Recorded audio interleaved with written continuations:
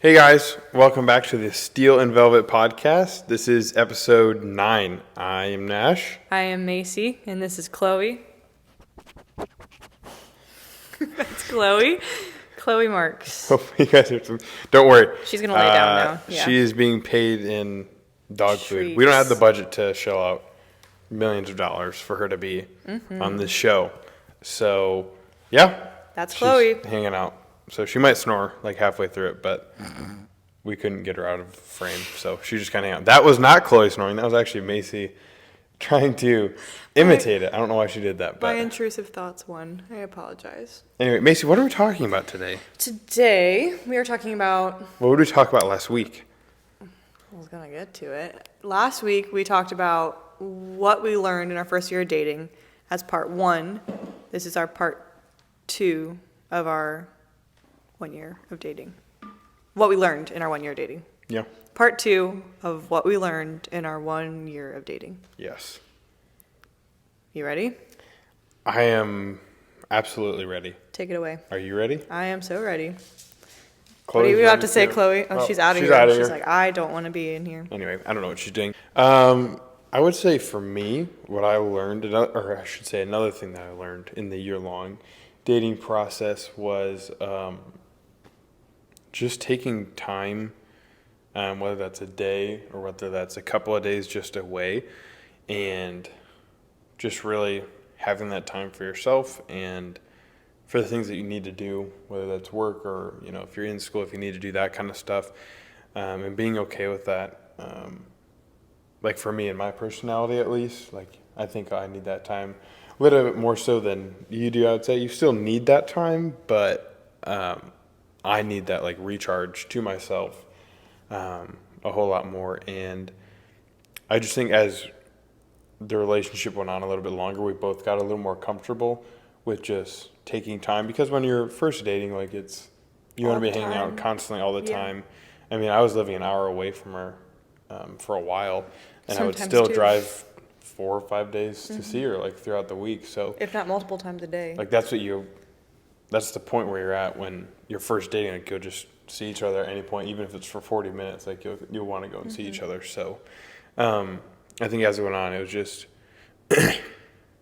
it seemed bad at first to be like, okay, well, I'm okay just texting her today and just calling her at night or whatever. Like that seemed bad at first, but I think at least in dating you need that just to kind of establish your own rhythms. And obviously as you move forward into marriage, there's not necessarily like times where you can just be days apart, but I think there's times where you can be to yourself, but still in the same room with your spouse. But for me, that was what I learned as we just got later on, like just taking time, being okay with it, getting what you need to get done, and having somebody that respects that. Like you always respected that time when I needed it. I think it was hard at first sometimes for you, but you always respected it, and I really appreciated that. But yeah, just as we got later on, I definitely appreciated that, and it's something that we still do.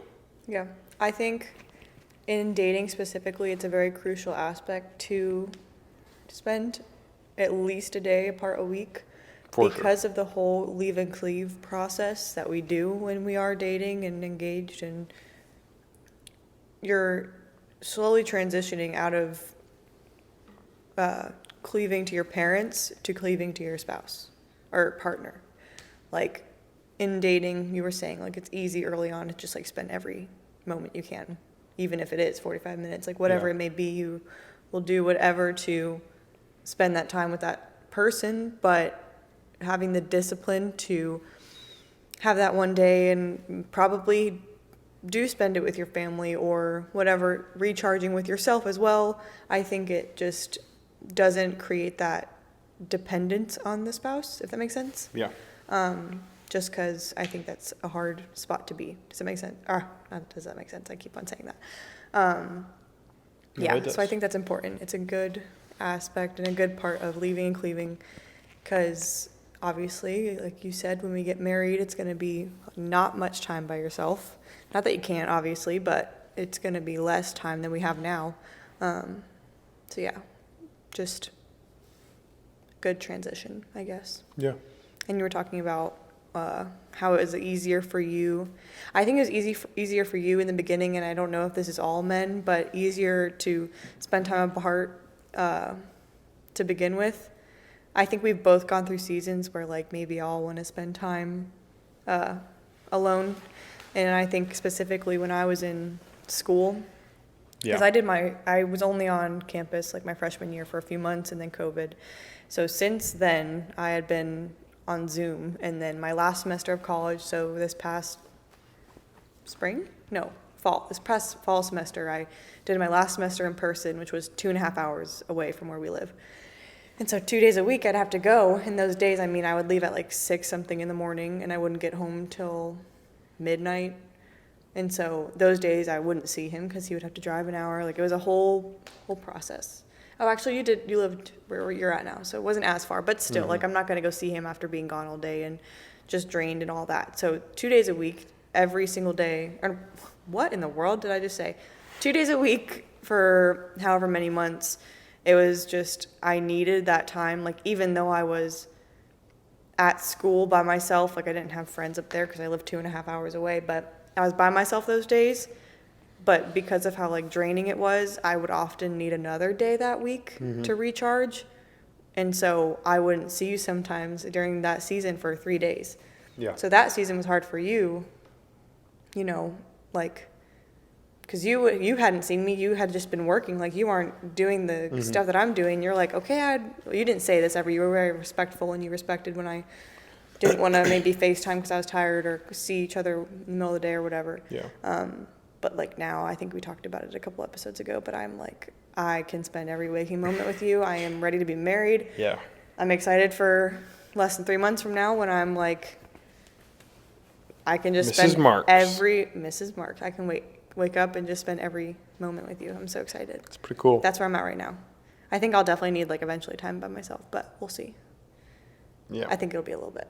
But I think the whole college aspect of like that last semester being the way it was and how I had to drive, I just want to admit I had such a hard time finding like meaning in what I was doing, I guess. So I think one thing that was really a learning lesson in dating, because that was dating, that you proposed the day I graduated. So in dating, I've learned like it was a sacrifice for me to go. Like my mental health was probably not the greatest during that time. Yeah, Would you agree? It was a tough time. It was just hard because I'm dedicating 2 days a week, which is, if you think about it in the grand scheme of things, it's not that much. But then I have Those are long homework days, and though. Yeah. essays and meetings. Like I just had, and I was working part-time. So it was just like a lot on my plate. And then I was like volunteering at church, which is all great stuff. It's great things to be doing. It was just a lot for that season. Yeah. But I needed to get my degree because I was a semester away from finishing, you know. I needed to do that. I would, yeah.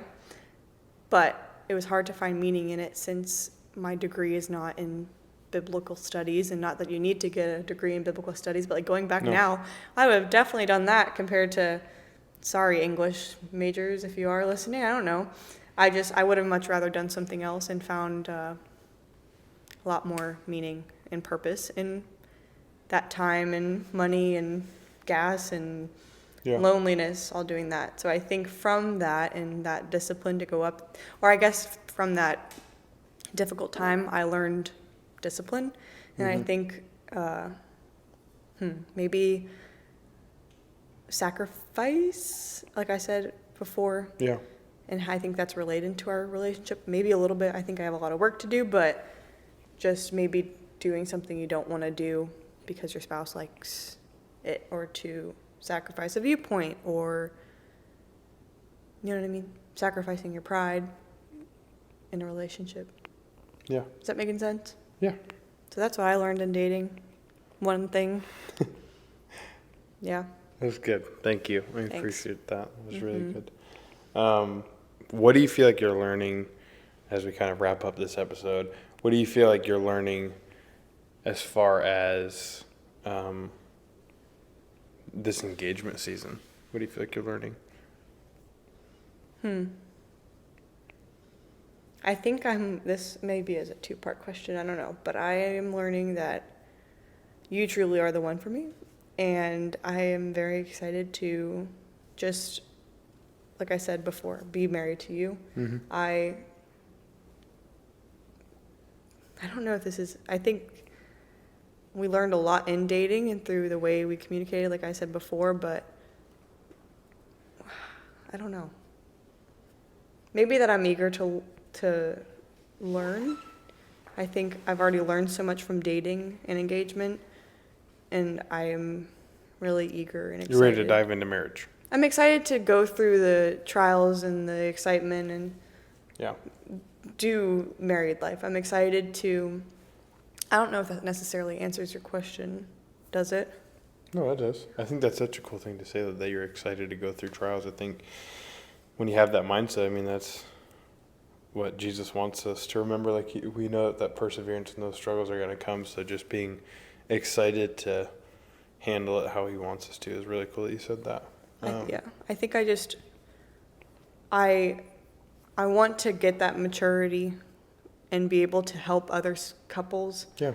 through situations that we've gone through, or obviously I don't want to go through big crazy fights all the time. It's not something I desire to do that specifically, but sometimes those are necessary to grow and mature from experience rather than just like reading about it. Yeah. And just to know more about you. Like I've already said to people, like, I already know so much about him. I don't know what else I'm going to learn. But I Sure you know will. that when I Yeah. do get married to you, I'm going to see a whole different just like side of you. Like just your routines that I don't get to see or whatever, like little things like that, but also the grand scheme of things, like Mm-hmm. just learning to be a wife and Yeah. what that entails and the role I'm going to play and how to, just be better at that, I guess. That's pretty cool. That's a good. What do you think you will? Nope. Well, your question was, what have Let's you see learned? if you remembered. Yeah. What? Oh, now I'm getting not stage fright. What am I trying to say? We're not on a stage. We're just in front of a camera and two lights. Light fright. She still doesn't get the joke. It's okay. I don't know what that joke is. Anyway, so I'll ask myself the question. No. What have you learned going into marriage? Is that not the question you asked? What have I learned? What am I learning in this engagement season? So, okay, that's the same thing, just worded differently. I have truly understood the benefit and the growth of capacity stretching. Break it down.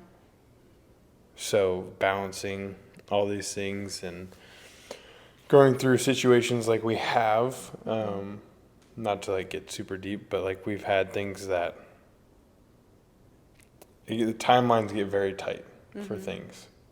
And yet we feel like, God's calling us to one thing, but there are very real things that are happening, in our lives that we also need to get done and get accomplished. But when you feel like God's still calling you to something, it's hard to decipher what to do and have discernment on what to do.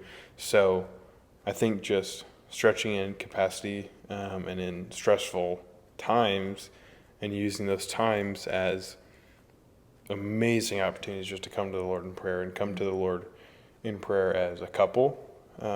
And this isn't just for the engagement season. This can be any time.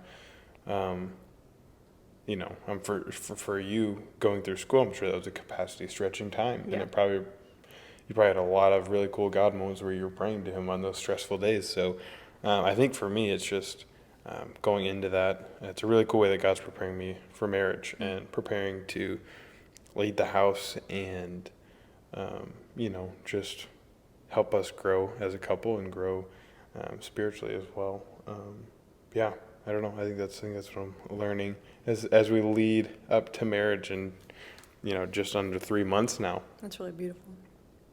Thanks. I want to change my answer. Okay, you can No, change no, your no. answer. I'd maybe not change my answer, but add to it because I think what you were saying is really crucial. I agree. I think, like you were saying, we have had just timelines are getting close, and we have not 2.5 months, like a little over 2.5 months. So you could say under 3 months, a little under 3 months. I guess you could say under 3 months.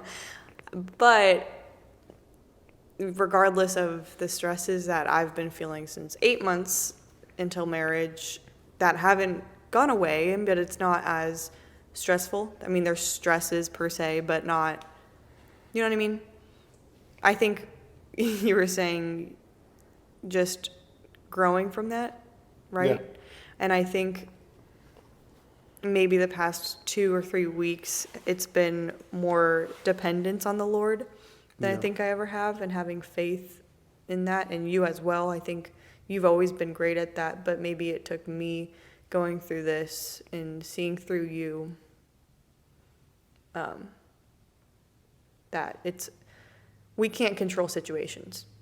No, we cannot. And like going into marriage, I mean, it's not going to go away when we're married. Like, it's not just going to magically be fixed in a little under 3 months, like all of our issues right now. And so I don't want to be naive to that, and I want to have faith that the Lord's going to provide and not take my viewpoint as the high road. Yeah. Or the only way, I guess. Yeah. So maybe that's another thing that I'm learning going into marriage based on what I heard you say, because I didn't quite understand the question, I guess, to begin with. But I did still great, stand by though. my first answer. You did great. I think faith has been something that it's been easier to apply my faith in the Lord the past few weeks than it ever has been because of what we're going through. Yeah.